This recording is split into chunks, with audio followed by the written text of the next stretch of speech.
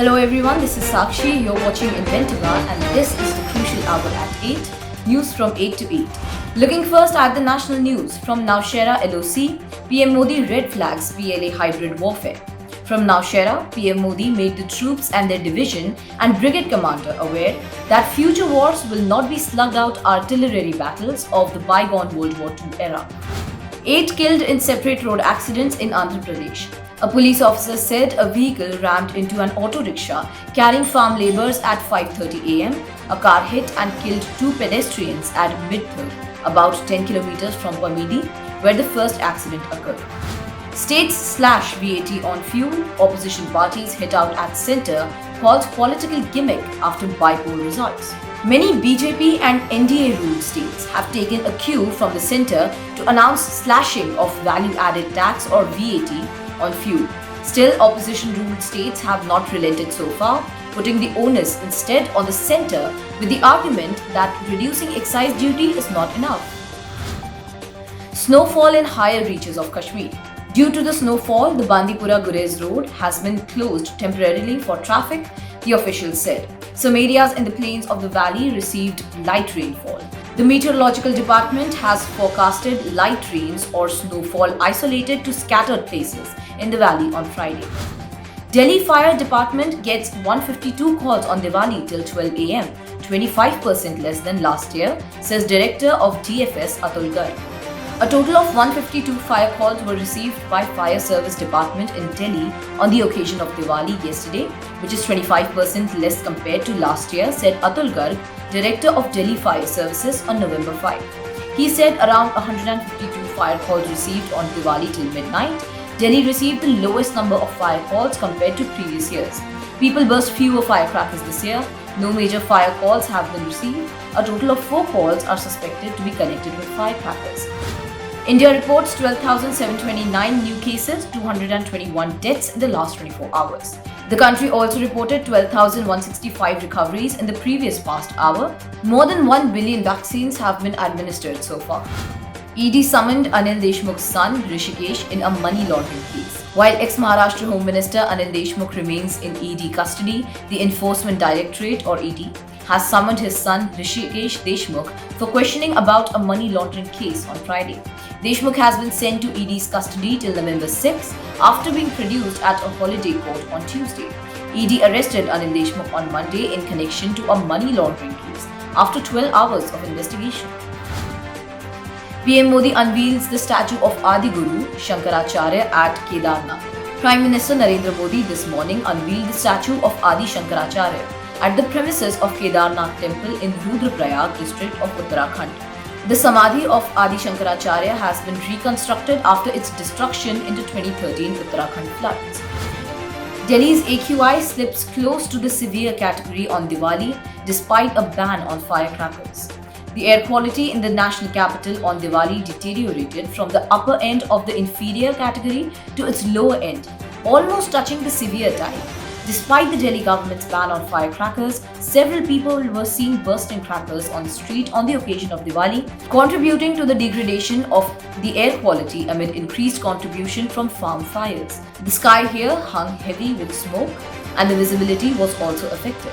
As a layer of smog enveloped the Delhi skies, several people complained of itchy throat and watery eyes. Why petrol-diesel prices are bound to increase again in the coming months?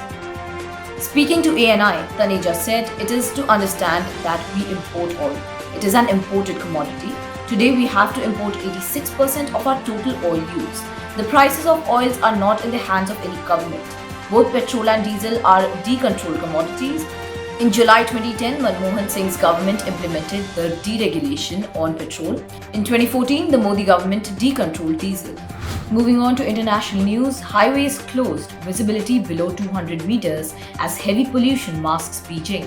Visibility in parts of Beijing was less than 200 meters or 219 yards on Friday as heavy pollution shrouded the Chinese capital, forcing the closure of some highways.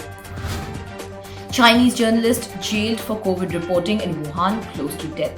Zhang Zhang, 38, a former lawyer, traveled to Wuhan in February 2020 to report on the chaos at the pandemic's epicenter, questioning authorities' handling of the outbreak in her smartphone videos. US authorities arrest analyst who aided ex-Donald Trump Russia probe. US authorities have arrested a Russian analyst who provided information for a Democrat-funded dossier on former President Donald Trump's ties to Russia during the 2016 US presidential election, the US Justice Department said on Thursday. J&J fails in a final bid to appeal the Australian pelvic mesh class action ruling. J&J and Shine lawyers said the matter would now go back to the federal court to set up a process to determine payments to the more than 11,000 claimants in Australia's most significant product liability class action. Ethicon is disappointed that it has not been successful in its application for special leave to appeal, Johnson & Johnson said in a statement. Japan to spend $18 billion on cash payment to households with children. Under the plan, households are entitled to receive 100,000 yen per child, regardless of household income around spring next year, the paper said without citing sources.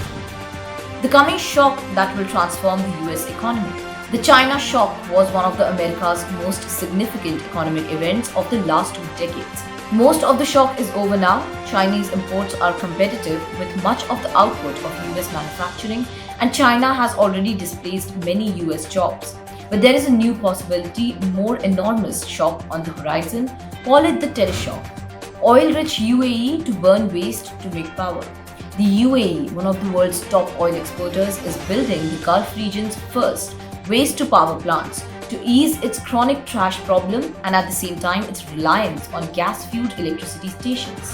Moving on to finance, Investec Capital sets up its maiden credit alternative investment fund in India. The Emerging India Credit Opportunities Fund will aim to raise up to 1,000 crore rupees. The fund will typically target senior, secured credit investments in India-focused mid-market businesses with expertise in niche segments.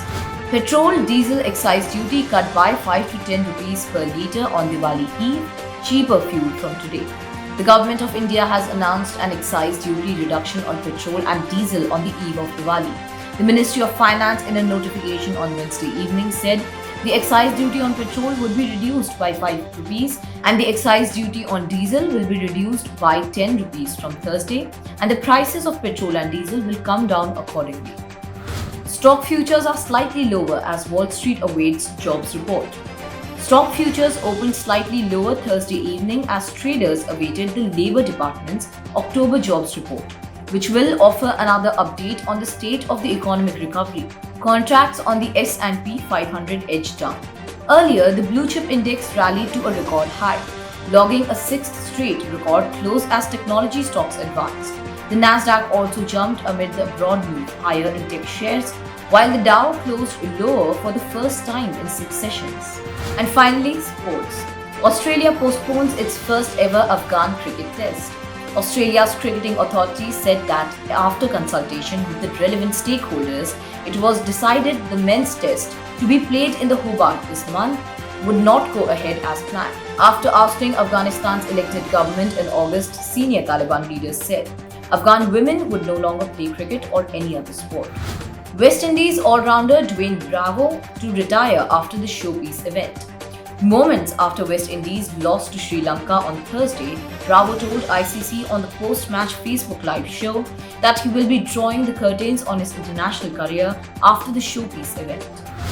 This is Sakshi from Inventiva Studios signing off. Till then, good night and do subscribe to our channel for daily updates.